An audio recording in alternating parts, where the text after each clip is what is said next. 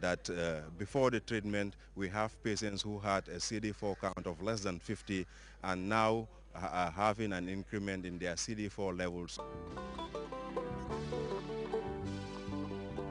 Well, I have always been very confident that anybody with AIDS or HIV/AIDS or HIV positive, if you reach here, you will not die. You will be cleared of the disease. Uh, Sometimes it will take, it ranges from 3 days to 10 days to 20 days to 30 days. They are among the worst case scenario when they arrive here. You know, as I said, when they first arrived, some of them could hardly stand for 2 minutes. And you know, also you realize that with the one that had it for 2 years, 9 months, yeah, 2 years, 5 months. he has the highest score on the CD4 count. He has 1,300 and 360 something. Yes, which is very remarkable in 10 days. Most of them had very big problems with their internal organs, like intestines, and the women also had chronic problems, the AIDS. But they're all, now they're not coughing, they are not wheezing, and you see, they can run.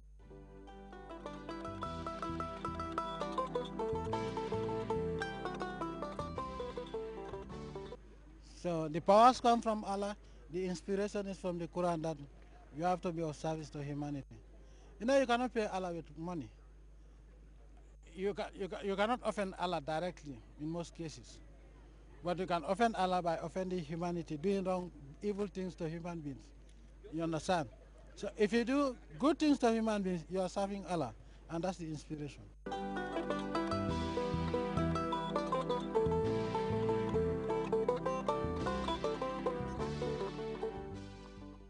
So within all medical and laboratory parameters, this is a very successful and impressive management.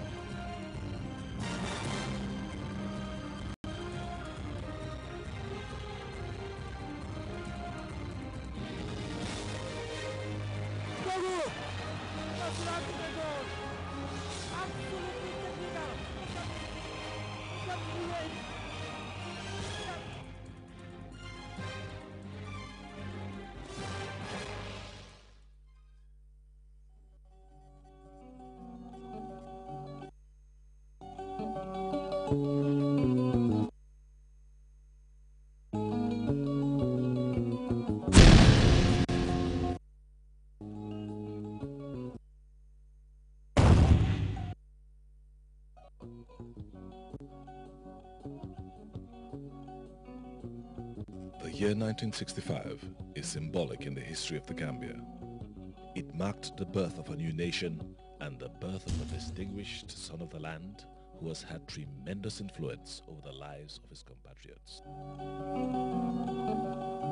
Born in Kanilai in the country's western region, Yaya Jammeh attended St. Anthony's Primary School in Kanilai and later St. Edward's Primary School in Buyam, where he sat to the Common Entrance examination and joined Gambia High School on government scholarship in 1978. On completing high school, Jammeh enlisted in the military in 1984, where he rose through the ranks to the position of lieutenant and headed the military police unit of the Gambia National Army. In September 1993, the young lieutenant attended a military police training course at Port McClellan, Alabama, United States, where he obtained a diploma in military science. Months after his return from overseas training, Jammeh led one of Africa's most progressive revolutions that delivered Gambians from endemic poverty, socio-economic deprivation, and political marginalization. July 1994 was a turning point to the Gambia's quest for self-realization. When Jammeh led a peaceful and popular change of government, the story has since been different, and the picture dramatically transformed. Right from the onset, President Jammeh took up the ambitious and challenging task of making meaningful interventions in the key sectors of health, education, and agriculture.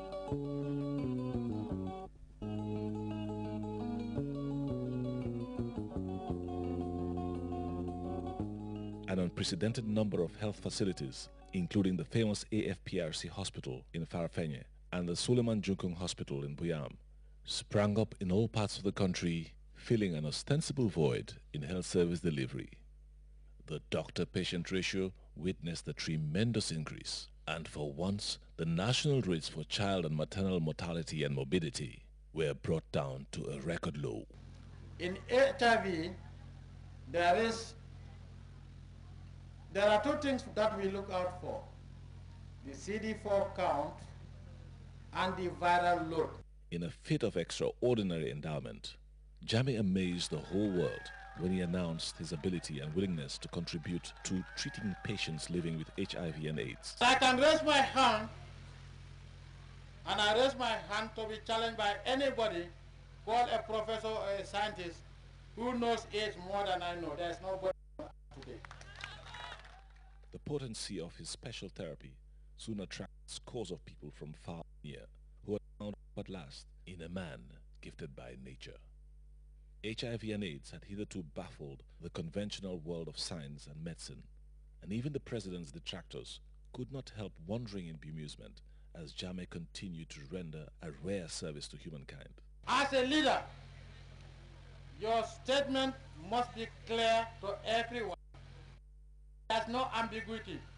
A leader like me, who has so many detractors in and out of the country, I have to make sure that whatever I deliver to the people is clearly understood by the people. When Jammeh offered to provide treatment for complex medical conditions like asthma, diabetes, hypertension, and infertility, the number of patients seeking to meet him increased by the day.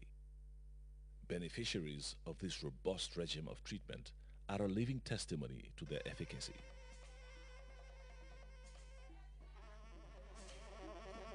With an ardent personal interest in the advancement of agriculture, rooted in his back-to-the-land philosophy, Jammeh pioneered and guided the drive to revitalize the sector. For him, agricultural mechanization is a strategic conduit to boost large-scale production.